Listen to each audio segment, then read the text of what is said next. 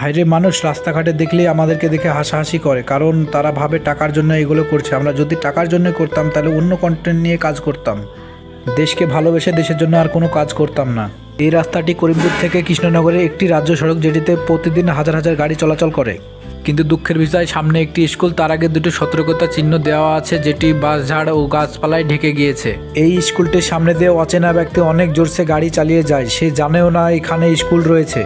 School থেকে হঠাৎ করে কোনো বাচ্চা বেরিয়ে এলো আর অচেনা ব্যক্তির সঙ্গে দুর্ঘটনার শিকার হলো। ভাবুন তো বিষয়টি কি দুঃখজনক। বিষয়টি নজরে পড়তে আমি থেমে থাকিনি, সমস্ত বাঁশের আগাগুলো কেটে পরিষ্কার করেছি ও দৃশ্যমান করে তুলেছি। শুধু সতর্কতা না, আসুন নিজ নিজ জায়গা থেকে এগিয়ে আসি আর এই ছোট ছোট কাজগুলো করার চেষ্টা করি, কারণ ছোট্ট একটি দুর্ঘটনা কোনো পরিবারের বাচ্চাকে কেড়ে নিতে পারে।